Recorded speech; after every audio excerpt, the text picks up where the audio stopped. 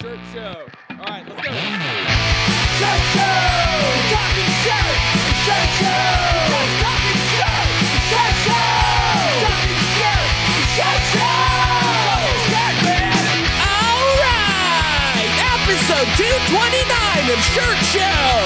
We're talking with AJ from Davis International in New York. Let's go! Hey everybody, it is just me again today. Let's talk about some of our buds. Ready? Frank. It all starts with a screen, and whether it's new stretches or restretches, Frank and his team do it the best. They're obviously the screen lords, but don't pass them up for custom racking and a wide range of other print supplies. To find out more, go to graphicscreenfashion.com, fffffrank.com, or greatfuckingscreens.com. Cleaning screens is no fun, but EasyWay makes it way more funner. Their line of eco-friendly chemicals will make reclaiming screens a whole lot easier. Check them out at easyway.com. EasyWay. It's the easiest way, baby. Graphics is a source for production-ready digital art and remote art staffing. They can help any size shop from starting out to enterprise level. Looking to add a hero to your art department, but don't want to hire a rando? Check out graphicsource.com. I've actually heard a bunch of new people that I know that I'm friends with starting to use them for other things. And I might be trying to pick their brain a little bit on the digitizing side here shortly. Choosing the right emulsion for your shop is complicated, and that's why we love Chromaline. Go to chromaline.com to watch Kev's vids or contact him on IG at The Emulsion Guru and get the answers you need fast. Kev's vids are pretty sweet. S&S has been our go-to apparel source since day one. Discover an extensive range of apparel that blends innovative design and unbeatable comfort. Their customer service and quality control are the best out there. Check them out at ssactivewear.com. I would like to talk today about the Gildan Hammer Tee, the 6-ounce ring spun tee that has been go-to for our clients for the modern classic fit, but has elevated feel and something that they're proud to wear. Proudly using 100% U.S. cotton that is sustainably grown and ethically harvested, as well as made with respect for climate, energy, and water. We truly love the printability of this tee. I love all that sustainability and energy efficient stuff. Like, it's something I've been looking for more and more with the supplies and the blanks that I buy. ScreenPrintGPT.com is an absolutely free site where our buddy Matthew Michael Marcotte has put 1 billion hours of his time into training AI to help us with our daily screen printing questions.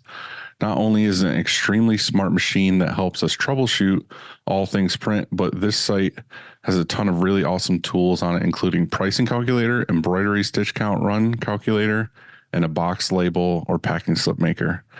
He also just added the ink consumption calculator, which is pretty sweet. So go check that out. It is screenprintgpt.com. Totally free.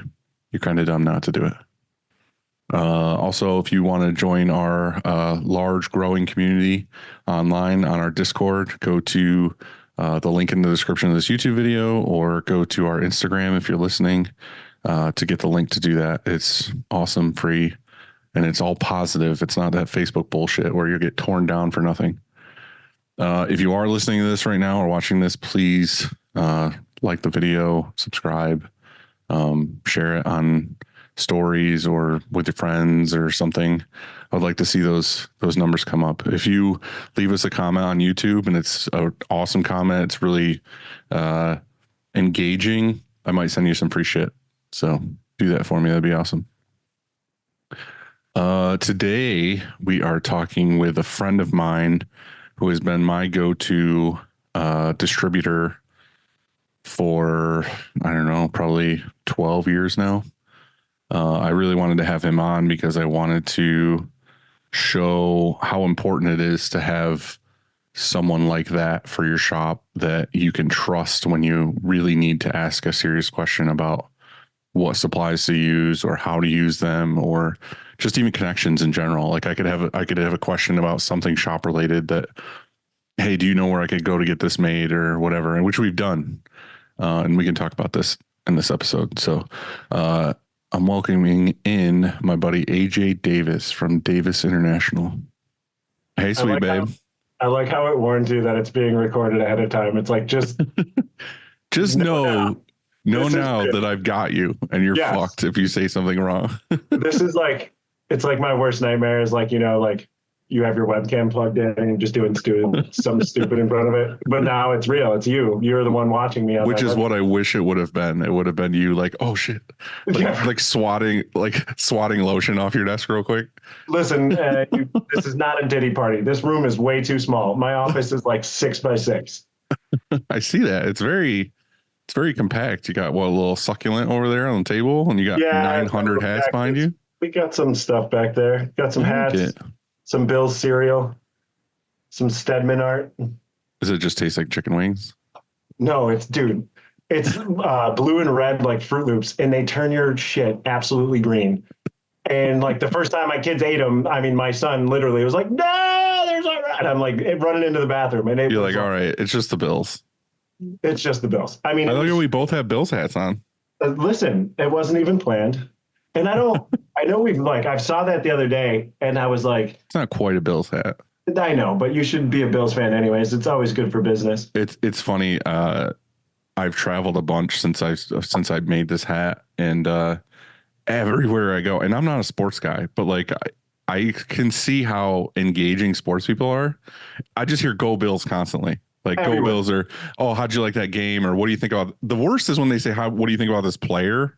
And I'm like, he could have done better this year, or something. Just like make something up. And it's like the key is no idea. Just smile and nod. Say "Go Bills." That's all that matters. I've been flying from here to Florida, and I guess like there's a high population of Bills fans in Florida too because of snowbirds like going down there. Yes. Well, the high population in New York and Florida. Yeah. But normally I'm really just a fan of the Bills. Like that's like the only sports team that's like I really care about.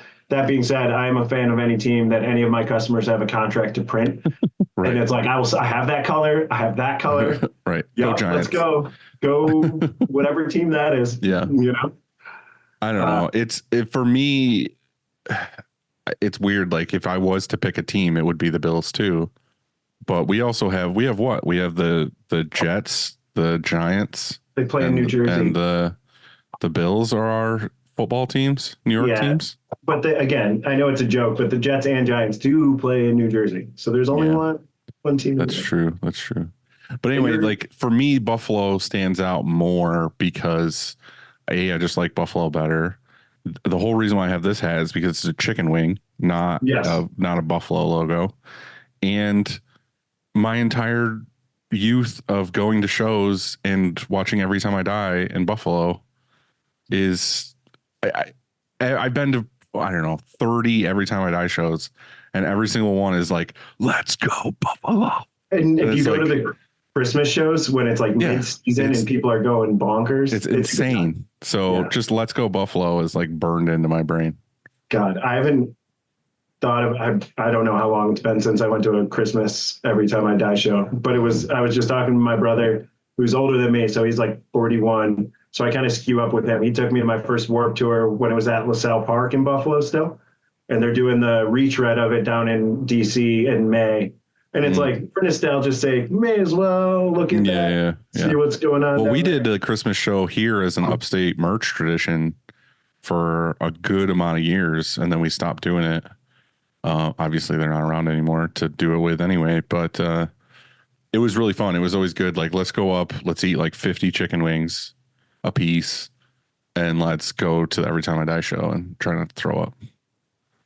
And I bet you there was about 20 of my other screen printing customers in that month. Definitely. Yeah, for sure. Yeah. There's so many customers. There's a lot of kids from Buffalo that. Well, my buddy Rick too is a screen printer. He lives in California, and he like flew to go to that show. It's kind of a big deal. They're definitely a fun one. That nostalgia right there, man. Mm-hmm. So how's it going? Yesterday we talked and you were running around busy. Are you still that way? Like, are you itching to just get back to doing whatever you were doing? Yeah. Yes and no. I kind of zigzagged this morning. I had a customer who's their lock mechanism on their press kind of was like weird. Basically one of the threads got all chewed up. I mean, got 2 million prints on it. I'm not saying it doesn't, it should happen. Right. Either way, I was wrenching with that this morning. I just wanted to get them back up and running. So it was nice. They actually got the part out yesterday. I was there this morning. you know, you get it swapped, you get them running, and now I wanted a shower, but I literally smell like grease. I showered right before this, so I prepared for this. You didn't. No, I was a little too busy. I'm sorry. I wanted it. You I look mean, great. it's clean. You look like you. I should put the definition down or resolution down to like 480p. Mm-hmm. I will. I'll do it for you. I'll just put a bag over your head for the entire episode.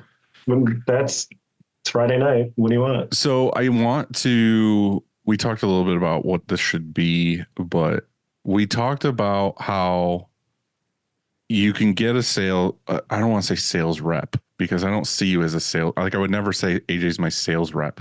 I don't want to be that. But like when I first met you, it was funny because for the first existence, especially because where we live, kind of like out in the middle of nowhere, we don't get many reps at all. Like even M&R or, the big people like ink manufacturers, like all this other stuff, like they might not even come by here. Like I wouldn't necessarily be on their radar unless I was at the time, a big enough shop to be like, oh, we need to make time to travel here. Like we're not on anybody's routes is what I'm trying to say. Like it wouldn't be like, oh, I'm going through the randomness of upstate New York and I'm going to go to the shop. Like usually they're like, oh, I'm in the big city and there's like 30 shops to go to or something. Binghamton is not a booming. We're off the beaten path is what I'm trying to say. So anyway, like all I was used to for those maybe 3 years I was in business at that point, 3 or 4 years in business, was the random dude walking in with like a polo being like, I don't know anything about you, but you should buy this product. You know what I mean? Like that, like I instantly have you figured out before I even have a conversation with you. So anyway, we had this office, not the big office we have now. We had like the half office thing.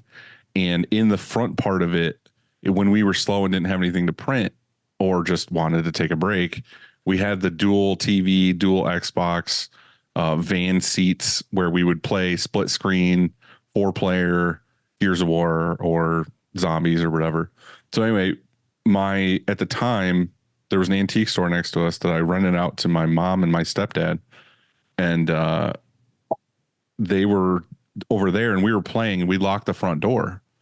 So my stepdad knocks on the door to us that's in that room and is like, he's like, hey, there's a guy here to see you, talk to you about, I don't remember, like inks or something. And I looked at him mid playing and I'm like, tell him to fucking go away. Like tell him to fuck off or whatever.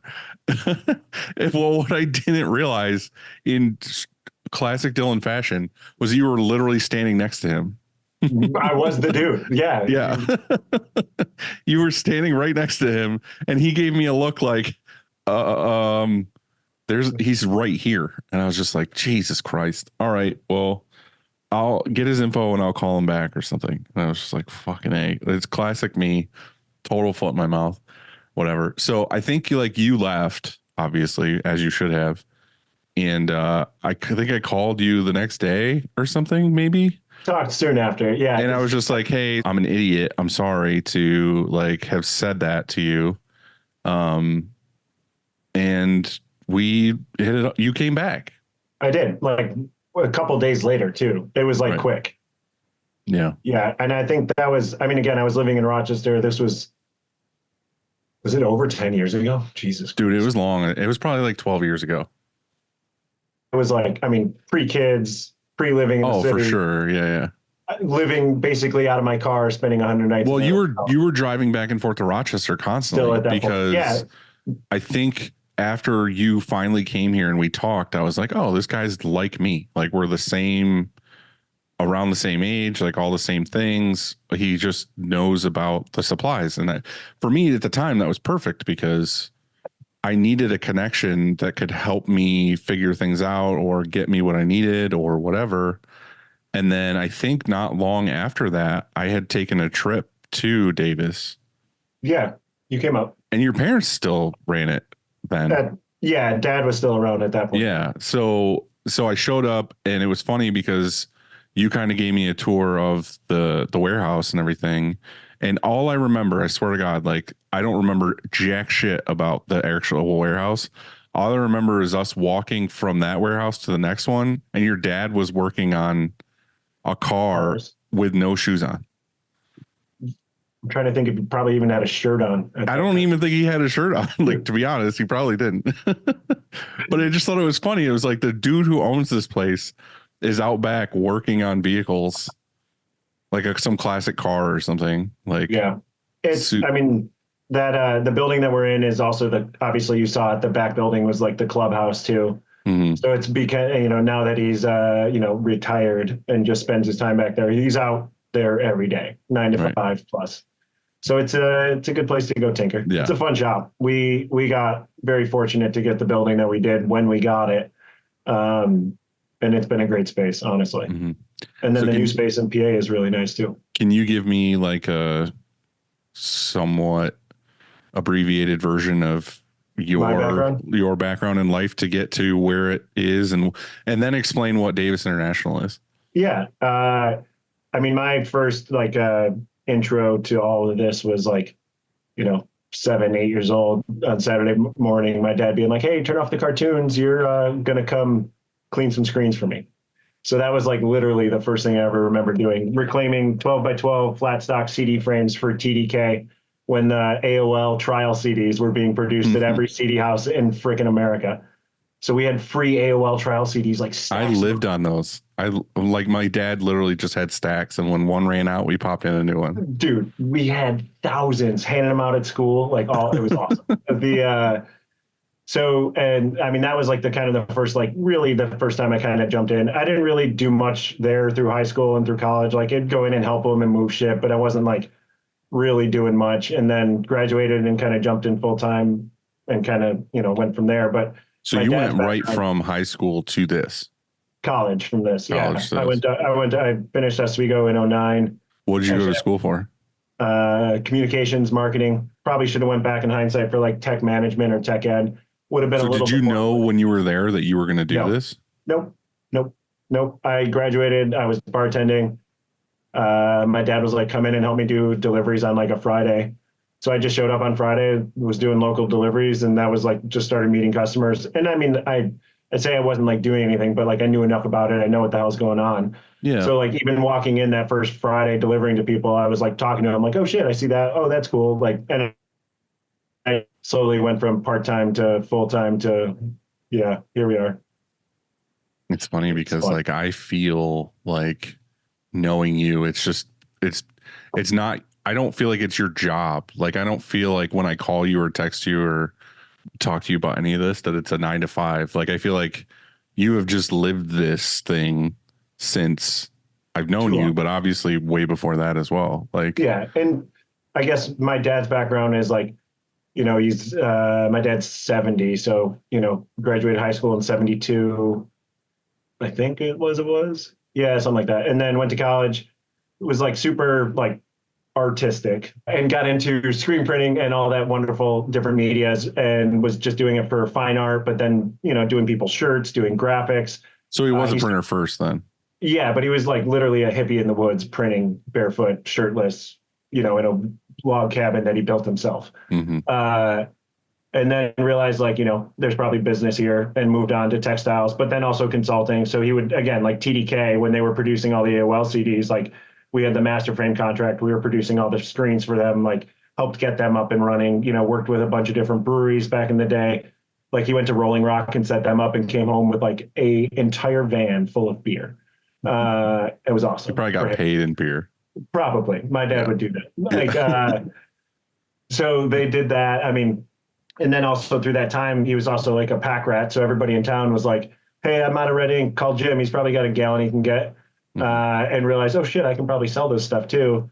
So in 91, they started. I feel like that's how it starts for a lot of printers that I know that turn into something like that. Is they get some connection and they're like, "Well, I guess I could just sell this out of my current warehouse where I print shirts."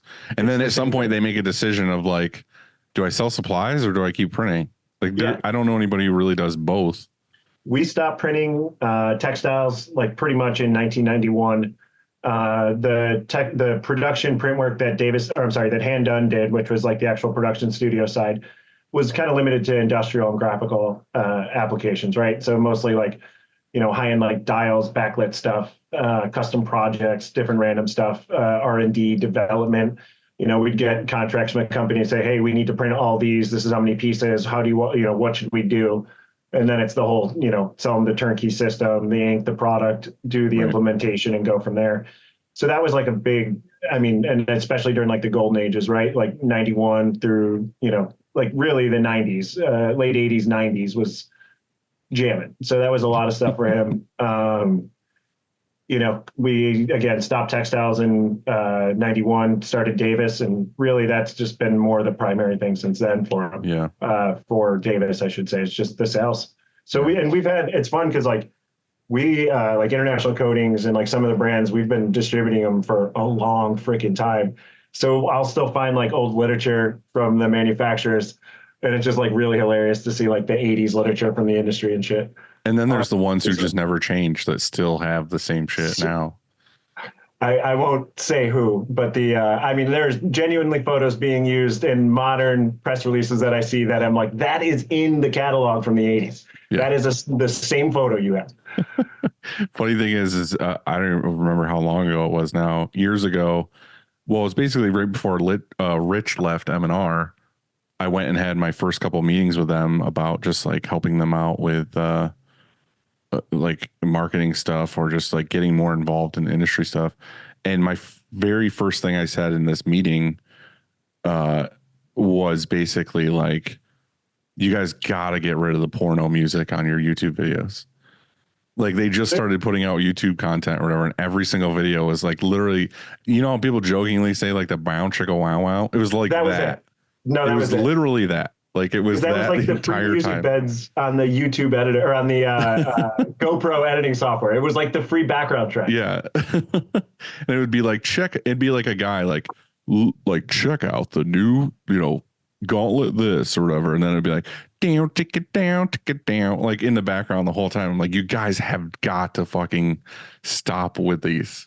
Listen, it appealed to a certain audience. No, it worked. I'm just saying that like that was like it at the time. If I wanted to buy a press and go online, like that's what you would find is those videos. Yeah. And it was like, and that was part of the thing. Again, to their credit, like they were so good videos and like very much followed through on about the press or about this product or whatever that they didn't really need to update it. And I was like, I just want to help you figure out how to update these to where they're a little more current. A little more digestible. And that's happened now for sure. It's all great now. It's just funny that like that was my first pitch to them of like, hey, the porno. And I told Rich that straight up. I was like, the porno music's got to go, dude. Like we have to do something different about this. He hand selected it. That was his choice. I know he was like, this makes sense. Listen, screen printing is sexy. It's only logical. That's true. I would, gets the people going. And I don't know the answer to this, but like, how do you go about you guys picking what you carry? Is it a territory thing? Is it a relationship thing? Yeah, yes and right. So it depends. Like a lot of the relationships are, and again, it comes kind of to your point about like people. When I started, I'll go to like Jerry Chard from Kiwo. Like many, many moons ago, he worked for a different manufacturer, and that was when I met him at like 13. You know what I mean? Like coming out to my parents' house and like drinking in the garage with my dad after work and stuff. And so that like, fucking holds so much weight. Yeah. Yeah. That alone, like I said, I've made so many connections like in the industry of just like hanging out, eating dinner or like fucking around or like me and you, like we've done shit together. We've been to shows together and just like hung out and done this and this. It's like that alone makes me be like, yeah, for sure. Like this is where I go. Being normal humans is kind of a thing that we should all strive to be, at least. Be yourself. It makes life easier. I mean, you know how we act together, and I don't really change much.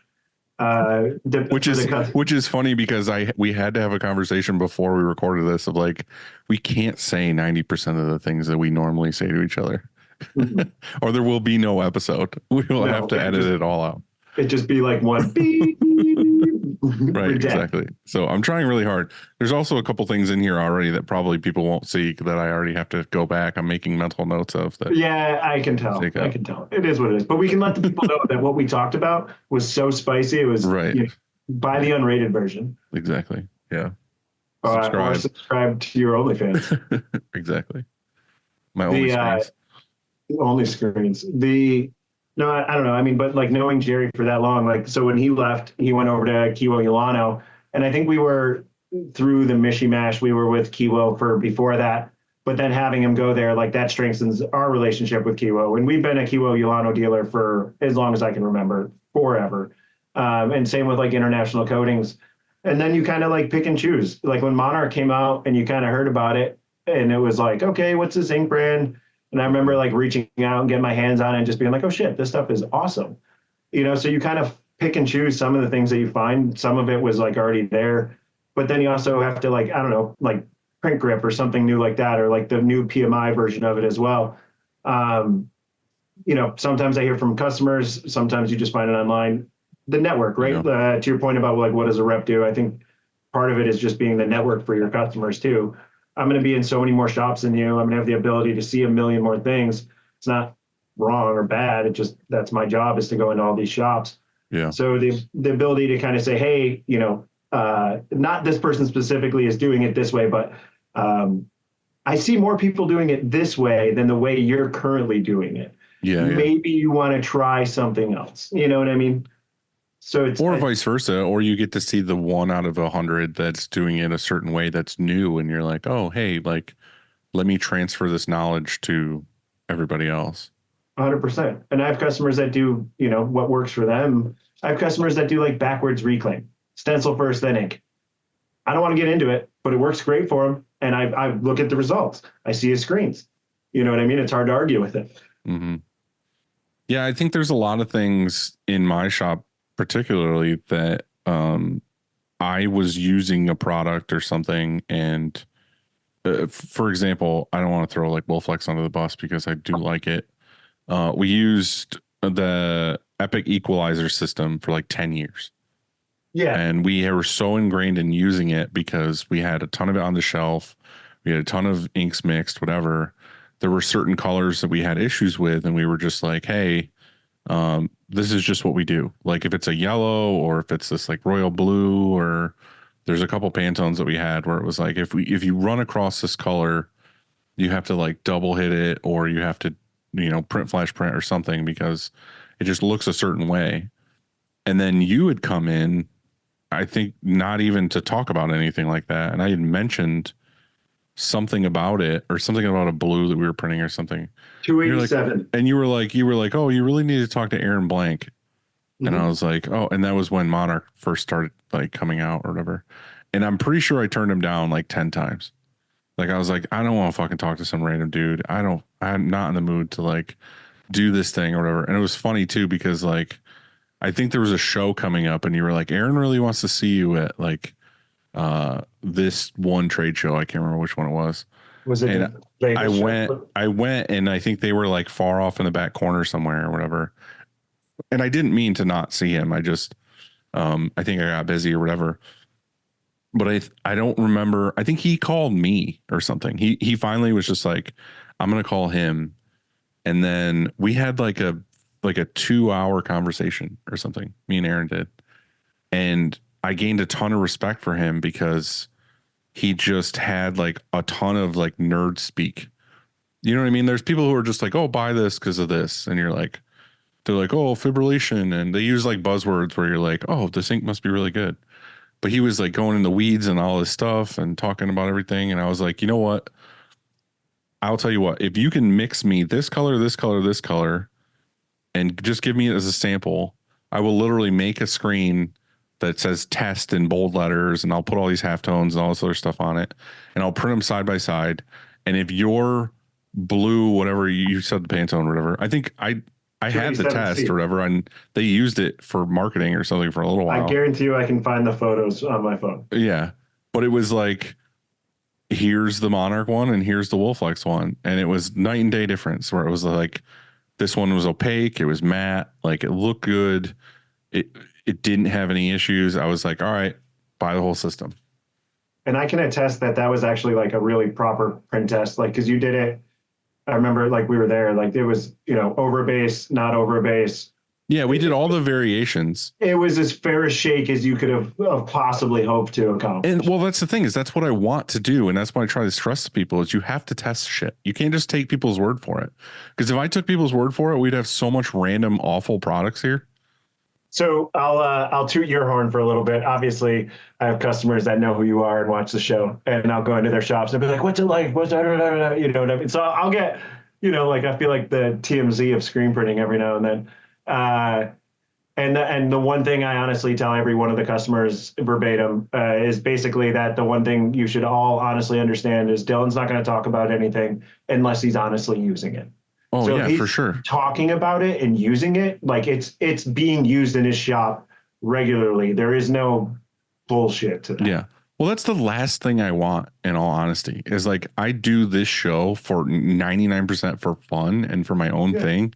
And I have friends, then people that DM and ask about like stuff. And last thing I want to do is be like, try the new blah, blah, blah, blah. Like, it's like, no, dude, like it either works or it doesn't. Because the worst feeling I have is when I tell someone to try something or to buy this and it fucking sucks. That's why I have heartburn and anxiety. And I won't say names, years. but like we've done that with like we had a product or a sponsor or something, and like the product just didn't end up working out, and we were like, no, I can't, like money's cool, but like I can't rightfully do this because I don't it's not working for me right now. I'm not going to use it normally, so I'm not. And again, even with the sponsors, or I say sponsors, but all of them are like friends of ours, but like we have so many other ones too that like ask us to be on the show or be a sponsor, and we're like, no, like I don't use you. Andy doesn't use you. Yep. It's not anything against you. Like I hate turning you down and being like, no, it's not possible. But like I don't feel comfortable telling people about something I don't use daily. But that's so. I don't know. I guess to the role of the rep kind of whole big thing. Like that's. I don't know, being honest, kind of like you only talk about things that you're actually using. I only know how to be myself. I only know how to talk about the things that are actually real. I think generally at the end of the day, like, no bullshit, be honest, be a human. But also in the same vein, preference does come into play. And if it was truly shit and didn't work, they'd be out of business, and there's multiple ways to look about it. And we've talked about this before too. And it's definitely been said on the show is, there's 100 different ink manufacturers. There's 1 million different whites. There's, however many 10 or whatever press manufacturers and all this other stuff. And it's like with inks and things that consumables, do your fucking homework. Like buy a bunch of different things, buy little quarts of things, and just have a day where you burn a bunch of screens that are specific for what you're trying to achieve. Put them all on press. Do underbase, no underbase, like double print flash print underbase, do a discharge underbase, put all these different colors on top of it, label them, lay them out on a table, and be objective. Like bring people in who haven't seen you print them. Like we bring people in from the office and we're like, look at these, like tell us which one you think is better. And we'll be out there like doing our own things, have our own biases, and be like, oh, this one, number 3 is going to be the best or whatever. And then everyone in the office comes out and they're like, I actually like the look, feel, opacity of number 6. And we're like, six sucks. Yeah, but that's the thing is we look at it and we're like, oh, actually, that does make sense, and like it's the end user who's going to look at this and be like, is this really good or whatever? And it's like, just do your fucking testing. Like it doesn't hurt anybody. It barely costs anything. And if anything, if it does cost money, it's cheaper than buying an entire system of something and finding out it's dog shit and you have all these problems later. And getting rid of it. But it's the same with like presses. It's like we were talking earlier about like, use who you're going to get the best service from. Yeah. I mean, like I do that with you. Like there's certain things I buy from you specifically because I know you can talk to me about it or you can help me get it. Like I could probably get it directly, but I buy it from you because you're going to help me walk through it or you're going to be here to help me install it or something. You know what I mean? Like that warms my heart. I appreciate that. I mean, that's the truth of it though. The truth of it is that you need that assistance and that I don't know. It's just like if you go to a no name conglomerate something and you're like, I need more ink or emulsion or whatever it is, like you're low man on the totem pole. Like you're just another sale. Yeah. If you're talking to someone in an office that doesn't know, Right. anything about you. Well, what I do is I text you and it's 7 p.m. and I'm like, what are you doing? And you're like, I'm watching Law and Order. And I'm like, cool. Can you also get me fucking 2 cases of emulsion, please? Yep. Like, Yep. and it's like, all right, cool. I mean, I think there's like, I don't know, I have like different levels of customers, right? Like you guys, obviously, like my job with you guys is basically information, right? I feel like my goal for you is to like, hey, if it's out there, let him know about it. If he's interested, bring it to him. Like, and you guys are, obviously like so good at what you do that like, you don't need me, I'm not tweaking things. You can bounce. No, but the biggest thing that you offer to me in that sense is a fresh perspective. Like a lot of products that we carry here, because you brought them by and said, don't take my word for it, try it. Yeah. Like we got print grip from you. Yeah. And I think the Legacy International white was from you, and we've been using that for forever. We switched whites a few times from Stark to Tiger to Cool White and Yeti whatever. For a minute. And we're back to using Legacy again. The whole fucking classic. Like but that's what I mean. You have to try shit to find out what works and what doesn't work. And well, and again, every shop has like some different limitations, and it's like, okay, well, the guy making screens, we can't fire, we can't get rid of. I'm never replacing. He's never going to learn how to code a screen right. So we have no stencil, and this is how we do it, and we live with it, and we move on. It's kind of hard to affect change in positions like that. So what would you say is the best thing to advocate for having a connection? Like, obviously not everybody can use you, and I don't want that either, because every time I recommend somebody that I trust and like in some space, they get overwhelmed with all these other people and they can't service me. Like I want them to, I want you to service me. Service me. Service me. But I just mean in general, like, and I've talked to Kevin about this from Chromaline too, because like you guys have territories. So it's kind of like, everybody's going to have their own you, but like, what is the importance of, hey, AJ, what is the importance of you? Well, I do like getting a paycheck. No, I just mean to a screen printer, like other than being able to sell you something, like what is the goal for you guys? You've heard me use this line before. Like if I was in finance or banking, it'd be the fiduciary duty to do what's right with your client's money. And I don't know what the term is for screen printing, but I kind of feel that way, right? Like my goal with each business is to kind of help them however I can. If it's a product that I have and I feel like it would work well, I'm going to advocate for my own products. If it's something I don't sell or there's a competitor that makes a better version of it, you've heard me tell you, go get that. That's the best shit you can get. Well, I've done that with you a bunch of times where I'm like, hey, do you know anybody selling a used blob, like dryer or press or something? And you make the connections, even though it's not anything you're making money on. It's I think the network, obviously, that you can get. I mean, we're like an independent dealer, right? Like I'm not beholden to any manufacturer. Obviously, we have the manufacturers we represent, but like I don't feel like, and we sell, I like all the products that we sell, and there is a place for all of them. Right. I have look at ink. We sell International Coatings, Excalibur, and Monarch for Plastisol. And I love the ability, like they're all different. And like each one can be better for your shop or for your shop or for your shop or your application or this application. So I think like I'm not, I don't have to be like, oh, the Monarch is the best for everything. Use it on everything. If there's an application I really feel like, hey, this other ink that you don't use, but I think this would be better for you. That's my goal. It just reminded me, you had hired a new sales guy or something that you were in here not that long ago. Brought that guy around. Yeah, from our Connecticut rep. Yep. And we went into the conference room and I pulled out the Monarch color shirt thing. He was like, "Can I have one of those?" He's doing really well too, by the way. Good. That's awesome. He's a good dude. I mean, so again, I think at least letting people know what the options are. I don't have to say, oh, you have to get this one for me. It's the right one to use.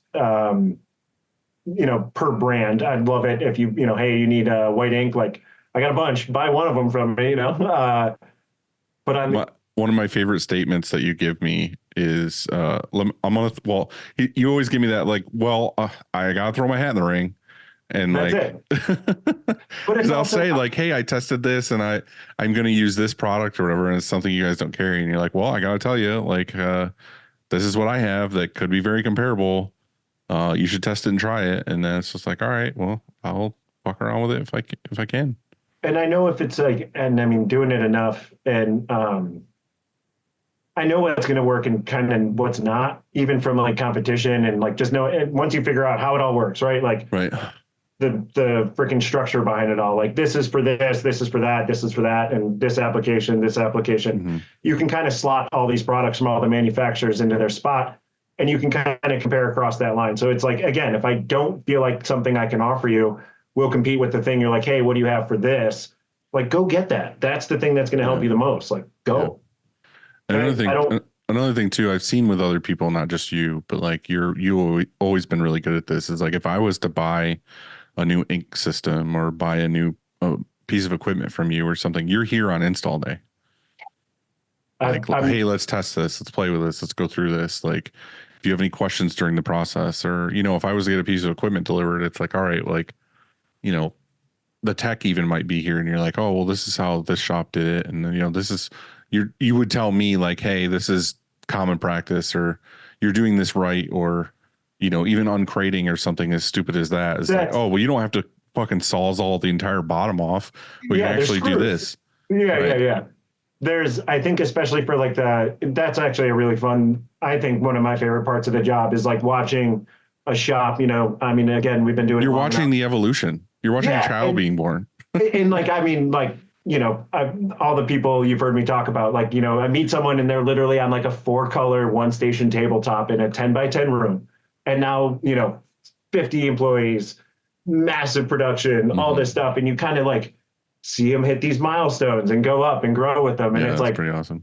I can't take any credit for it. Absolutely not. But it is like, there's part of me that's like, yeah, I think I helped a little, I think you do. I really do. Like, even here, there's a lot of things like we probably would be doing things differently if you didn't exist. Maybe better. You never know. Yeah, we would have been so much better of a company if you didn't fucking exist. Probably a lot less bad batches. That's true. That is true. My nickname for AJ is Bad Batch. And it's not unfortunately, I can't control the manufacturing of everything before it arrives. No, well, I think the origination of, is that a word, origination? I think it originated from Excalibur 50/50 plus. I think there was something that we weren't using correctly. And then there was something else that we did that maybe we weren't using correctly, or it was actual bad. It was whatever. The genesis of it all. I think it was Excalibur 50/50 plus. This is 10 years ago. And like just a bad, shit happens. I think a bad batch got out of the I love how this is fucking permanently ingrained in your mind of exactly what product. All of the negative. None of the positive stays. Only the things that make me feel small and give me anxiety. Well, it's just funny because the running joke forever, even here without you, is we could print something or something looks like shit or whatever. And it's like, oh, AJ must have gave us a bad batch or whatever. Yep. Like, it's so easily, like, it's like the throwaway, like, this isn't working. It's probably bad batch or whatever. Yeah. And it's like, hey, so you can blame me. That's fine. Yeah. I mean, I get the truth of it is so many consumables. Sometimes shit happens, and true. And not everything is used, in the correct way. And again, well, to be fair to you, like, I could be like, hey, I need 2 cases of emulsion in January. And you're like, I don't recommend that. And I'm like, send it anyway. And then we coat screens and they don't work. And I'm like, what the fuck? He sent us a bad batch. Well, the truth is it fucking froze on the UPS truck. And no one can control. Because I ordered it in mid-January instead of ordering cases of it now. That being said, now we just drop it off on Mondays. Well, now you do, but I'm saying way back when. And I've actually talked about you and Davis on the show a few times when we were talking about emulsion, because something you guys used to do is you would do those Hand warmer packets. If it's 1-day ship, it's just enough to prevent it from freezing. But it's like, it's so funny to open a box from a place and there's like 6 hand warmer packets in there around your emulsion. I mean, that's the dedication. That's the It's more making it work. It's funny now. So like Monarch, when we get skids now, even in the middle of the summer, they thermal wrap everything because with the low cure temp products, obviously sitting on the back of a hot UPS truck, no one wants that. So I think that's going to happen more and more, like just getting, especially as we are going to try and push cure temps down on stuff. I mean, you're just going to have to be careful with packaging. Yeah. And that's a real thing. Like, yeah, super hot on those trucks. We've had that before where we've opened like a gallon of ink or something and like 2 inches on the bottom of the bucket is solid, or just on the edges or whatever. I love when I get the pictures of someone's like supply closet in August and it's like the lid of a 5-gallon blown off and just fucking white everywhere. Yeah. Speaking of, what are, not to put you on the spot, but you probably have these already burned in your mind because you like the negatives. What are things that you're seeing in a lot of these shops are things that are super preventable? Super preventable. All right. Well, not necessarily super preventable, but no, there's things that people do that you're like, you kind of have to bang your head, but keep your mouth shut to a degree of like, I know you're doing that wrong, but I need you to learn. The number one thing I can basically walk into like almost any shop, most shops, like half, whatever, a lot of shops, and make a statement without seeing a damn thing. You're underexposed and you haven't coated your screens thick enough. And that's like a universal chronic symptom that I see. And it's kind of a balance, right? Okay, well, their exposure time creeped down because they weren't paying attention to their film positives. So they were losing density. Now they're sacrificing on exposure time to hold the detail. Before you know it, 2 years go by, game's a telephone, the times are all whacked out. You've heard me call it the Ray Charles test, right? Ray Charles is famously blind. How is he going to read our screen? He's got to, get his hands under there. If Ray Charles can't read our screen, you don't have enough emulsion down, right? Like, and you can kind of 305, you should still feel an edge. The technical term of what we put on a shirt is an impression, right? An impression comes from a stencil. So I think that's one of those things, like coating your screens thicker so you can have proper off contact, proper release, better edge definition, just overall improves print quality across the board. So, I mean, they're kind of hand in hand, underexposure, stencil thickness, but coat your shit thicker, please. Push hard on your last pass. Like drive it through the mesh and dry it the right way so gravity continues to pull it down. Yeah. I mean, that's something that I see, and that's like general screen making shit, right? Like that can improve your quality on press. Well, that's everything. I mean, we always say it all starts with a screen because it's like, you could have the best equipment, best crew, whatever, but if your screens are dog shit, then what's it matter? It's absolutely. And I mean, it's a lot easier to get good screens up, printing, producing, and down. Like, we're trying to make money. Yes, I'm sure there's like a percentage of the audience that's going to listen to this that like their goal is either fine art or doing it for themselves, the hobby side of it, right? Like they're not doing it as the business side. Once you get over that hump and like this is your income or you're doing this for your business, the goal is efficiency, especially with the way the market. Just repeatability. Like, yeah, you go into all these, I don't know, like you go into like Target or something and every screen printer does this. So it's like that fucking highbrow bullshit where you're like, oh, I could have printed this better or whatever. But it's like, yeah, but also they're printing 900,000 of these. Like junk food, the brand junk food. Like they can't, like, I put some of their prints that you see consistently up there. Like, again, in your, and like, how many of this shirt did they make for Target? 2 million? You know what I mean? Right. And you go feel it and you're like, holy shit. Like the consistency to do that many production prints and have them all be well above average. Right. But that's what I'm saying is it's like getting things like that dialed. You were mentioning hobby people. Like I have a bunch of shirts that are just like knockoffs, whatever, that someone did in their basement. And they have a different feel, different look to them, but it gets the job done. Yeah. But the truth of it is you're doing this on scale and it's your day to day, it's your business. Like you really need to dial in all this shit because you need to know that like my prints on Monday are going to feel and look like my prints on Friday. Like, and especially depending on, like you have clientele that are going to order, they don't Lots of just order reorders. Yeah, right. So like Yeah. consistency to match and Yep. the ability to kind of give them what they expect. Let's not beat around the bush. The last several years in this industry have been massive consolidation, right? Massive, top to bottom, everywhere around. So the That's something barrier else to entry. I didn't even think to talk to you about. Go ahead, continue. I'll bring it. No, you're good. The barrier to entry, if you want to be, I want to be in business, I want to make money screen printing. That barrier to entry now is going to be so much higher than it ever was, right? Long gone are like 15 grand, get a manual, a dryer, film printer, put it in your garage, like boom, boom, boom, I'm selling shirts. Like, yeah, maybe you can survive by yourself doing that, like income. You're not going to get where you want to go. Not when, not when groceries is like $300 at freaking Aldi's these days.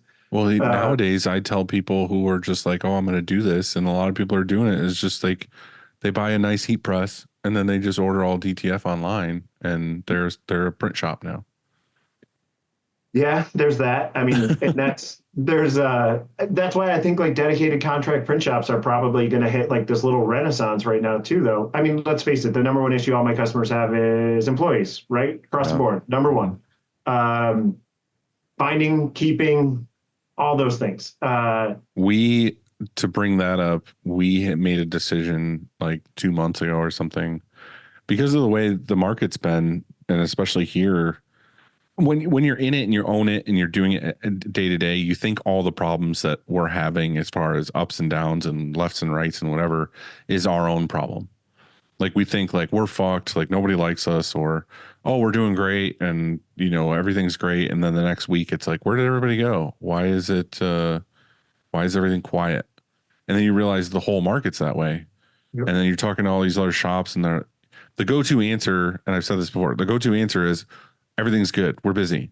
Like if I met someone down the street at a chamber meeting or whatever, they're like, how's business? You're like, great, busy, cranking. Yeah. Yeah. But if it was somebody who's a colleague that's like has another print shop or something, I'd be like, dude, last week was fucking crickets. Like, what is going on? But the week before we did like, X blah blah blah $100,000 or something, and it's like, what happened a week later? Like, I don't understand. But anyway, our thing that we said is like, if anything, we are keeping who we have now, and if someone was to quit or leave, we'd figure out how to make it work with that one less person. Like I'm not looking to hire anybody. That was, there's this, all of it kind of together, like went through COVID. So everybody had to do more with less employees. So efficiency increased in every shop, no matter what. And it's little things, buying coding units. Like I got guys that make 3 screens a day that bought a coding unit because they didn't know how to do it. And this doesn't call in sick. You know what I mean? So like the efficiency. Yeah. And now, okay, so maybe, I'll use round numbers. You have 5,000 shirts to print in a week and you needed 40 labor hours to produce those 5,000 shirts. Now you can produce 7,500 shirts in those 40 labor hours. So 5,000 doesn't feel as busy anymore. Right. So I think there was an element of that, but also it's an election year and I've seen equipment sales, obviously, they suffer, I say suffer, but the equipment sales, new equipment is always down in election years. And you're seeing way more volatility, even in the busy months, even for the big boys. Yeah, for sure. That's what I'm saying. It's not that things are bad. Like things are good. Like we are doing great. Like business is fine. It's just when you're used to the last like 10 years of it being like fucking March 1st hits, you're like, cool, it's going to do this until Thanksgiving. And then it's going to do this. And then after Christmas, it's going to start to do this. And then March 1st again, it's going to fucking come back up. That does not exist anymore. No, it was it is like like a fucking peaks and valleys graph. And it's like within a week. I mean, in the Northeast, at least, it was always like the trade show in Atlantic City. And then like you were just shot out of a cannon after that trade show in terms of staying busy. That's how I gauged. It's funny because like as dumb as this is, my forecasting for business isn't to sit in my office and look at numbers and be like, this is where we're going to be at this time period. Because I know a lot of people are like, the trend of my last 5 years shows that business is going to pick up on this week. My personal gauge for when business picks up was Atlantic City because we go every year. And then in my mind, I think April showers bring May flowers. And when I say May flowers, I know Money. business is going to be good. Yeah. That's I got my money for you. gauge. That's my fucking gauge. That's my business advice gauge is fucking partying and gambling in Atlantic City and then May flowers. And it just boop, Yeah. And then I'm like, cool, we're busy again. But, Yep. And it's, I mean, I think again, with over the last couple of years with like the consolidation, and I think everybody's kind of finding like, so I think some of the best growth segments I've seen in my customer base is like everybody moving to like consolidated web stores, right? And it's not just like the merch and bands and that stuff. It's for, you know, youth sports, team sports, high school sports, corporate, everything in between. I mean, I think there's. But the reason why that's becoming so popular too is that those organizations don't have to front the bill. You know what I mean? They don't have the budget either. They still need these products, but they might not have the budget. And the way for them to get around that is to do pre-sale stores. Correct. And you will gladly take a higher margin percentage. Oh, for sure. Yeah. To drive their business through this web store. Right. And then like, I don't know, I think that's going to be, I think that's a huge growth segment. Again, I think the contract print shops now, because of everything with consolidation, like that's going to be a resource too for other shops. I'm seeing that now more than ever too. Like I've, 30 auto shops contracting out to 3 auto shops and, 3 auto shops sending to 1 auto and 1 to 30. And it doesn't matter. It doesn't matter. And that's something me and Steven Farragut were talking about is like, I feel like the goal now and 5-10 years ago, it would have been, hey, we're getting busy. We're starting to stay till 6-7 o'clock at night instead of leaving at 5 o'clock. Your instant reaction was, I got to call M&R and be like, I need a new press. I need another auto, or I need another dryer, or I have to hire 4 or 5 people. Now with the way the market and everything has been is it's like, who can I contract stuff out to? Or who can I find as a partner to send stuff to? And that, to go full circle, I think, a rep like myself being independent, and I'm not saying like a manufacturer's rep or, what I mean? Like they can have the same relationship with their customer base too, but like, I don't know, I've definitely got you in touch with how many of my other customers, whether it be like stupid projects or you're interested in seeing this or like. I just had a long conversation with you about embroidery. Yeah, exactly. Like just. That's nothing you're making money on. And you were just like, oh, this place has good stuff. This place has good stuff. And then I ended up sliding in your wife's DMs. That's of course, but it's better than you calling my mom being like, yo, run my credit card. That's the best. AJ would always stop in or whatever. I'd be like, I just got off the phone with your mom. And it was real. It was real. Yeah. The person I call to run my card or order a product is your mom. That was and again, we are, But now I'm talking to your wife. I'm giving your wife sweet nothings. Listen, she's great. What can I say? They're easy to work with, which is honestly the easiest thing. Yeah, they've been great. They've been awesome.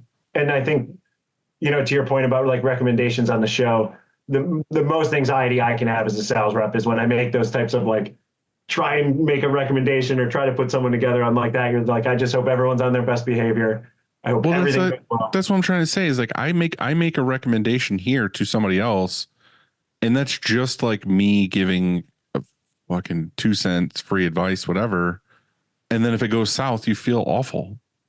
Like you're doing the same thing. You're like, hey, I've seen this. This place is great. And then they go there and it's like, please don't hate me if it doesn't work out. But like, I have the luxury of like, I can kind of pick and choose how to present it, right? Like, again, like I've seen this in another shop, or I think you should do this. And depending on the customer and like what the issue you're trying to solve is, like, there's different ways to kind of get somebody, but that's like managing people. Like you're in sales too, right? Like at the end of the day, sales is, connecting with people, and like you want to deal with somebody that you understand and like you can communicate with.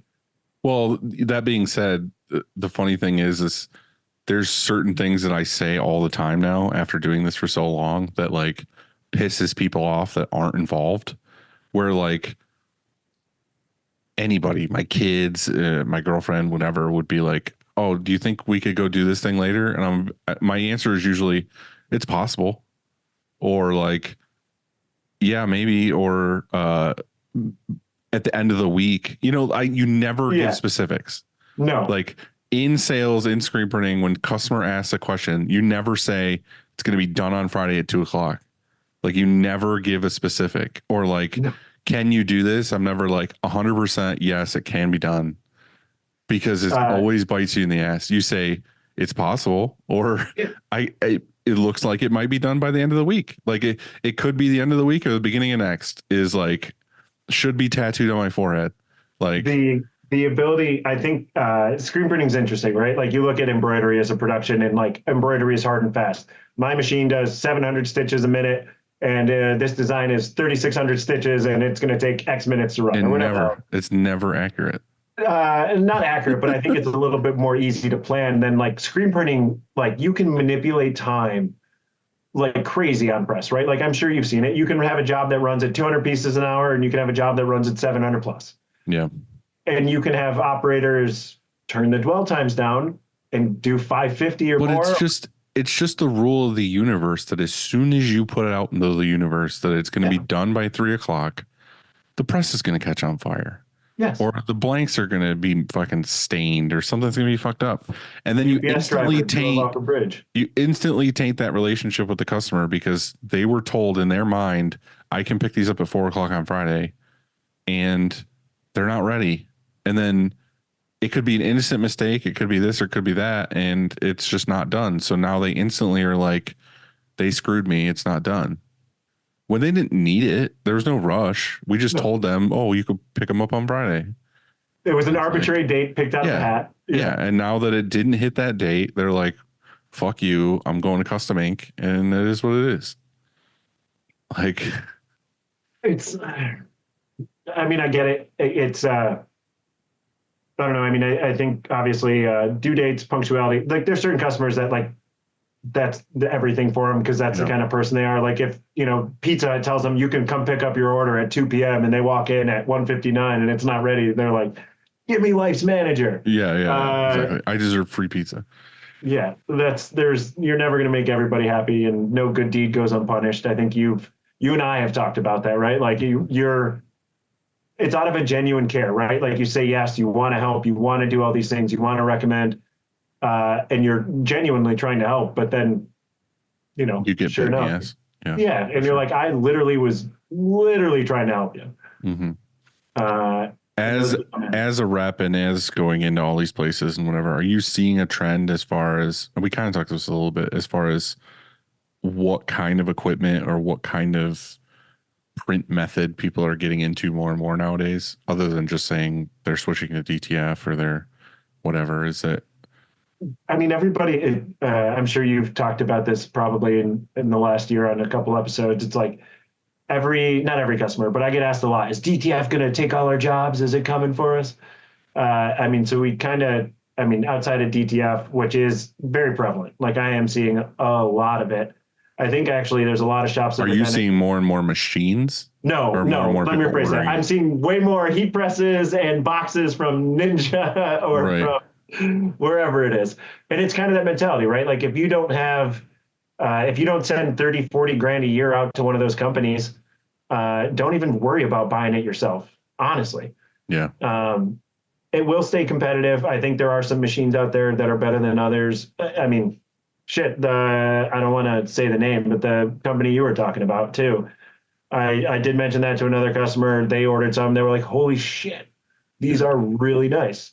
We just did a bunch of tests yesterday because not only, and this is the hard part that people don't understand, that it's funny. We got a comment a little while ago. I know it was friendly and whatever, but it was like mentioning something about us talking about DTF. And it's like, oh, I thought this was a screen printing podcast or whatever. And it's like, this is the shirt show. We talk about everything that has to do with the industry that we're in.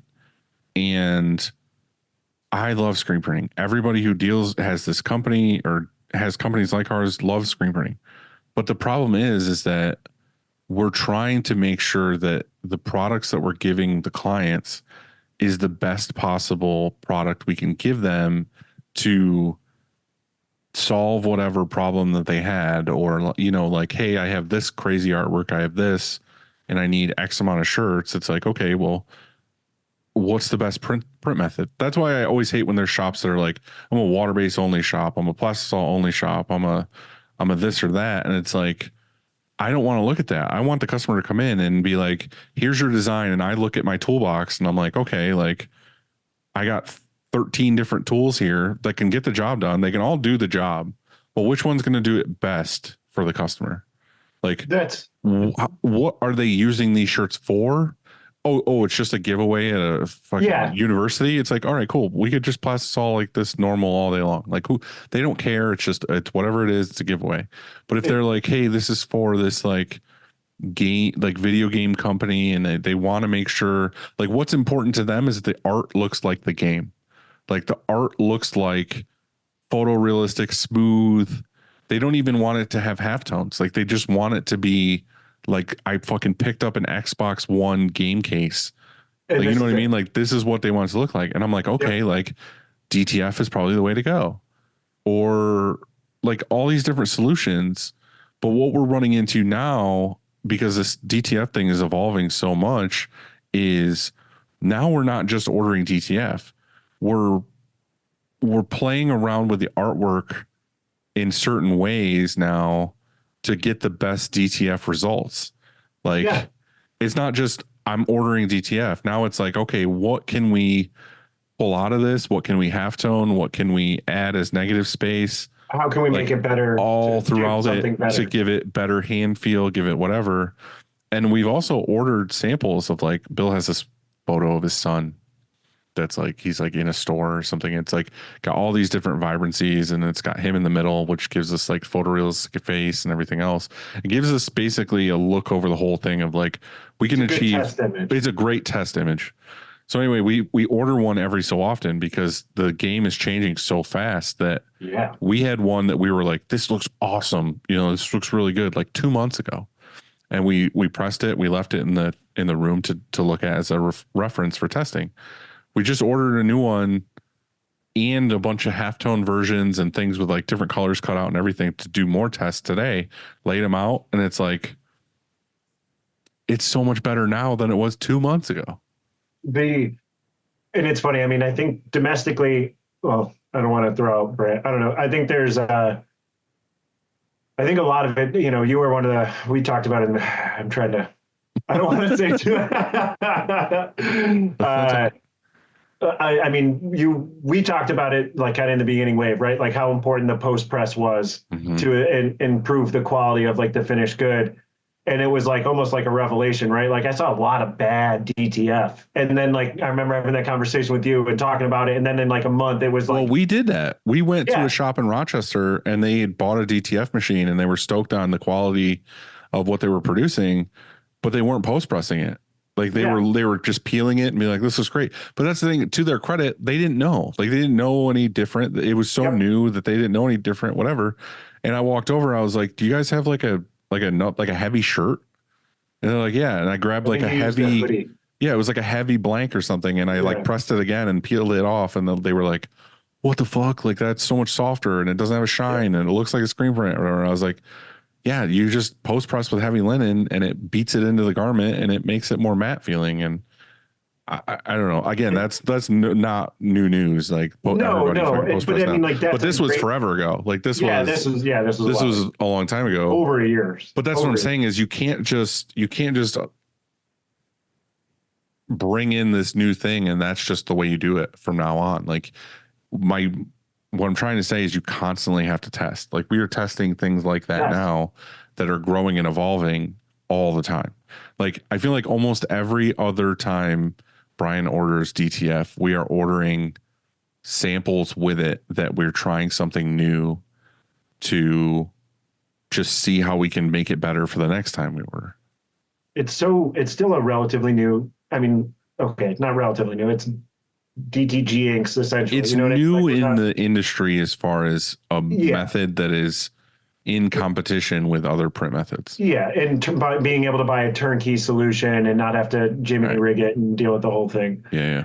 I mean, I don't know. I think that there's an ass for every seat. At the end of the day, like, how do you decide how you decorate a job? I mean, I love that analogy. There's an ass for every seat. There is. There's you look at a job, it comes into you, and when you think of decoration, obviously we have two buckets that we decorate for. You have the impression side, which is like temporary security, and it's an event, it's got a Right. date on it, just needs to be seen, off it goes. And then you kind of have like that print for pride, where someone Right. is going to be proud to wear that That's garment. a great way to describe it, is print for pride. I stole that from a customer, and I'm honestly having a brain fart on who it was, but I remember telling him, Just say it was I'm you. stealing that from you. I'm going to quote that. It's going to be the tagline for this episode. Print for pride dash AJ Davis.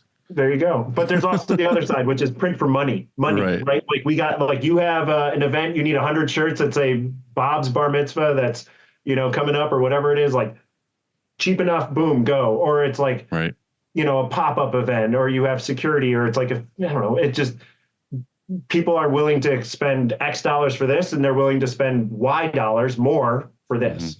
Mm-hmm. I agree. So And I don't want to always talk about, I feel like more and more on these fucking episodes, I'm talking about DTF in some way. And the only reason why I keep bringing it up is not because I'm like super pro DTF. It's just that, again, it's something that we constantly are playing around with, trying to have it be a better product in the shop. And I'm seeing all these things from other places too that inspire me to try new things. Like fucking King Screen, like Scott is like constantly doing new shit. And like, he's texting me like, hey, I tried this. And I'm just like, oh God, it's so hard to keep up with you. Yeah. Like I don't have the time. Like I'm trying so hard to like get to where that is, but also even just with screen printing, there's things that we're doing all the time where it's like we tried a new ink, or we're reintroducing roller squeegees, and we use roller squeegees forever ago, and then we tried this stamp and this roller and this thing, and now I'm just like, I just want to go back to the action roller squeegee, and Just move on. this is what I want to do. And I don't know, there's all these different things all the time, and I'm so proud of the fact that that's what we do, is we just constantly are trying to achieve.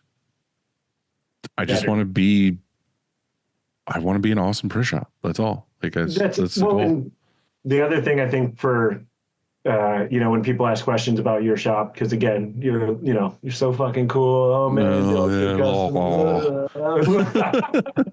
Okay. When they ask about it, like the other thing I try to explain is like, I think the one thing that Upstate's done a really excellent job of in particular is like picking Ordering an aesthetic. pizza. Yeah. They have an affinity for meatballs shaped like. Oh yeah, meat logs. Yeah. Meat logs. Yeah, definitely. No, it's you guys basically have stuck to your guns on your aesthetic, right? Like you're coming to us. We're going to produce your job our way, not the cheapest way you want. Oh, for sure. Done. Yeah. Like if you're coming to us, this is our price. So you've kind of separated yourself a little bit on that like rat race of like 100 shirts for $300, one color. It's almost never. It's not even in our vocabulary for the most part of somebody just ordering shirts. Like it's always a question. It's always like what is this for? What are you trying to achieve? And then we look at it as like what method can we use to produce this? It's never just like, I want shirts and I'm like, here's the fucking Sport Tech this with this ink and fucking it's out the door and done. Like there are those, but it's usually a conversation of like, what are you trying to achieve and how can we make this look the best or do the best in this thing? And to that point though, like if I own a bar, I want to buy 100 shirts that say security on the back of them. I'm not buying them from you, but that's okay. Like I don't. It's not. I mean, I prefer you would buy it. You would make the best security shirts. That being said, but to that point, I would ask you: is the security staff standing out in the sun all day? Are they outside or are they inside? And you would be like, actually, they're outside. They're standing outside the door, or they're in the parking lot in the hot summer sun all day. I'd be like, cool. I'm going to use a black water-based ink instead of a black plastisol, so that the giant staff on the back of the shirt is not boiling their skin or making them sweat. That's your example right there. That's what I would say. Like that's the question. But I wouldn't just say cool, bing, bang, boom, out the door. Yeah, and in this example, bar owner's just looking for the cheapest shirt he can put on his bouncers that he can pay the least amount of money. You know what I mean? Like in that example. And I'm not saying that I'm going to be like, hey, use this water-based black and it's going to cost more, because as of right now, we don't. I would just make that call. I would be like, we're just going to use black water base on this. Like that is what it is. Like there's no upcharge. Like it's just, I mean, there are upcharges for certain style of prints, but like, I'm not pushing you to that because of the money. I'm pushing you to that because it's going to be the best for choice you. for the decoration. Right. 100%. That's what I mean by like when the job comes in, like you got to obviously approach it from a business owner standpoint too, of like, where can I make the most money producing this order? Right. And also how can I give them the best thing that's for their, but the other side of that, the, what is it called? Like not happy accident, but the plus side of that conversation is that if I have that question with that bar owner who's probably ordered shirts for the last 20 years, and I say, my question for you is to do this because I'm concerned for your employees, for your workers, and then he gets them and notices the difference. I just stood out from the rest. And you'll have a customer and I have a customer for life. Yeah. And they'll trust you. And they, right. Yes, the last thing you recommended was awesome. Like they're 100% that. But that's not the goal. That's not, I mean, it's nice, but that's it. Like I said, it's kind of like a happy accident in it that you're just making it better for them is all. And those aren't every time, right? Because a lot of work that you guys get, that I get, it is straight up transactional. I need shirts. You print shirts. Here's money. Thank you for my shirts. I will never see you again. Yep. I mean, that happens too. But I'm just saying, you got to ask the question. It's a 2-second process. And if you can help it make it better, cool. If not, whatever. When you were asking me, like when we were talking about this episode, and you said like, what are the questions you should ask your rep? And I think I said it to you in that time. It's like, really, you should be listening. What are the questions they're asking you? So, I mean, it's the same thing as like, if I'm a customer buying shirts, what are the questions the shop is asking you?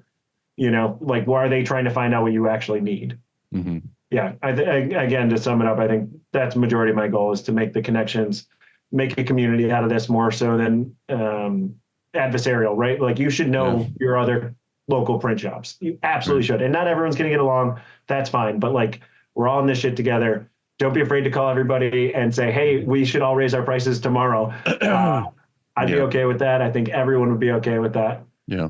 It's funny to what you just said and to just you and us in general. Like, I have things that I save in my notes down here that are just like quotes I heard that are business related or, I don't know, entrepreneur related or whatever. But I felt like it was very screen print industry-esque, which is, we're out for ourselves, but we're in it together, which is, I feel like what this podcast is every owner or production manager or printer that listens to the show, we are out for ourselves. We want to better our shop. We want to make more money. We want to grow our business, whatever. But like, we 100% can be in it together. Like we can make each other better. And without you, without all these other shops I talk to, these text groups, whatever, I would not be where I am today because we're making each other better constantly, like learning and sharing knowledge all over the place, which is the whole point of this fucking show in the first place. Yeah. Well, what's better at solving a problem, one brain or 1,000 brains? Like, right. Like let's throw a bunch of brains at this stuff. And again, by communicating, by having those relationships, you can speed up your own development, right? Like you can rapidly cut back on the amount of times it takes you to get to a good point by being friendly and going and learning and sharing. Well, the rest of that quote, I only said the first line, but the rest of it was, we're out for ourselves, but we're in this together. You escape competition through authenticity. No one else can beat you at being you.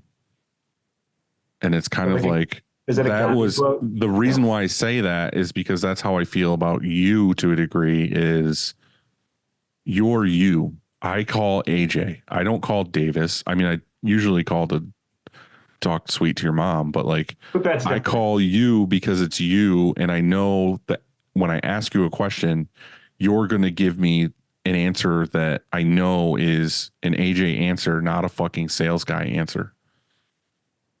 Yeah, that's so the authenticity stands out to me, and no one else can beat you at being you. So like, no one else is going to give me the service that you're giving me because it's you that's fucking giving it to me.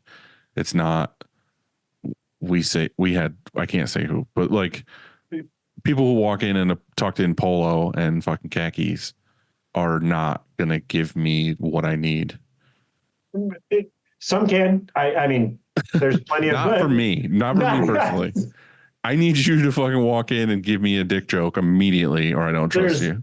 I mean, it's funny. I have some very large customers, and absolutely the first time I walked in there, I'm in like fucking flip flops and That's like what mesh shorts, and they're like, "Who the fuck is this kid?" And Well, perfect example was the other day. I was in here talking to this like banker lady. Oh yeah, she's all nicely dressed, and we're walking around the shop or whatever. And you fucking come strolling in, basically the outfit you have on now, shorts, flip flops. And I had to tell her, this isn't just some random homeless person that walked in. This is AJ. This is a buddy of mine. He, has this company, and they supply us with all of our goods and our consumables. And she's like, oh hey, whatever. But like, that's what I'm saying is like, you just walk in. You don't go to the front desk and be like, I need to sit down and have a meeting with Dylan and whatever. It's like you walk through the production. You came in. You said, hey. That was it. You're like, I dropped some shit off. I'll, fucking do your thing. I'll see you later. Like there was no, oh, you got to pay this bill or you got to do this or whatever. It was. Again, to that point, like I definitely, got into a lot of the places that I've been in a long time now because of being myself. And again, maybe looking a little different, not having a shirt tucked into tight pants or something like. I don't think you could pull that off. No, I have way too massive of a thighs. My thighs are too big. Your thighs. Okay. That's yeah. Okay. Cool. I think that there's like, those places that just wouldn't going to go out and talk to some stiff. And I don't mean that in a bad way, but like there's plenty of reps out there that are going to show up in a tucked in shirt and they're going to treat you the same way. And I don't want to say like, I feel bad now saying that, but like, I don't want to say that if you walk in a polo and fucking whatever, like you're a bad guy. You're not at all. No. I understand certain workplaces make you dress a certain way, whatever. I'm really not trying to, I know people that way. I'm not trying to knock it. I'm just saying for me, if you walked in a fucking tucked in polo and whatever, and then we shook hands and we like connected on a level of like, you spoke my fucking language, I don't care what you're wearing. Like, but I'm saying that as an overall thing of like this, like, hoity toity, whatever person walks in and like, you should be using X-Ink and you need to be doing this. And this, spec sheet says you should be doing this. I'm going to tell you to go fuck yourself. Like, so the key is to not have a tucked in shirt attitude. Yeah. It's the tucked in shirt attitude that I don't like. Yeah. And then it's funny, like I think about it now too. I mean, I also have customers like sometimes you got to play the game. You better believe there's a change of clothes in my car. And if I need to go in and look a little, you're like the Clark Kent, like you put the glasses on and you're a different guy. Yeah, take the hat off, smooth, ponytail. Yeah, don't ponytail it. Nah, I like it down. Although that being said, man, it's just all forehead these days. So. Hats. I'm getting it too. I'm starting to. I mean, it's not as bad, but I'm starting to get. No, dude, I got these. Just like it just keeps going. I was waiting for it to stop. It doesn't. It's like a race to the back of my head. At some point, it'll all get cut off, but I'm gonna enjoy it until it falls off. I know. Basically. And I think that's the best way to end this episode. Is I'm gonna enjoy it until it falls off. AJ, I appreciate you, man. Thank you for doing this with me. Anytime. I appreciate you. I love you. And we'll do this for another 35 years. Ooh, don't tempt me with a good time.